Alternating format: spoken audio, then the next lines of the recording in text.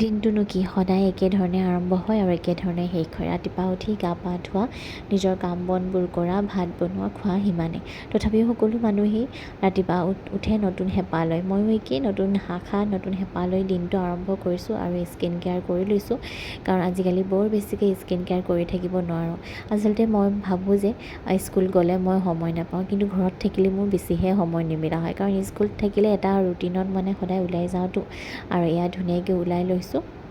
এই মোৰ ৰুমৰ অৱস্থা দেখিছেনে, গেলি আছে মানে। আৰু চাফ চিকুণবোৰ কৰি ল'লোঁ নিজৰ মনটো ভাল কৰি ৰাখিবলৈ। কিয় জানো ৰুমটো চাফা হৈ থাকিলে মনটো খুব পাতল লাগে। আৰু কাম বন কৰি আজৰি হৈ বহি লৈছোঁ। আজি আচলতে মোৰ কাৰণে অলপ স্পেচিয়েল দিনো হয়। লগৰ এজনী আহিব বুলি কৈছে। মানে তাই মোৰ বৰ বিশেষ, জীৱনৰ প্ৰতিটো ডাঙৰ সৰু বিপদত লগ দিছে। মানে এনেকুৱা লগৰ যোনে মোক ভালদৰে চিনি পায়।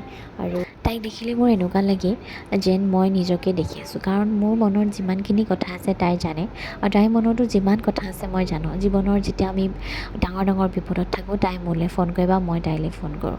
বৰ বেছি আমি ফটো চটো মাৰি কিনে আপলোড কৰাৰ ভিতৰত ফ্ৰেণ্ড নহয়। আমি জানো যে আমাৰ দুইজনীৰ কেতিয়া প্ৰয়োজন হয়, আৰু প্ৰয়োজনত আমি দুইজনীৰ কাৰণে সদায় সাজু হৈ থাকোঁ। আৰু এয়া সন্ধিয়া হ'ল আৰু ৰাতি শুবলৈও হৈছে, খুব ভাগৰ লাগিছে। আজিলৈ আহিছোঁ। দিনবোৰ এনেকৈয়ে পাৰ হৈ গৈছে। ভিডিঅ'বোৰ চাই কেনেকুৱা পাইছে জনাবলৈ কিন্তু নাপাহৰিব। Okay, bye bye.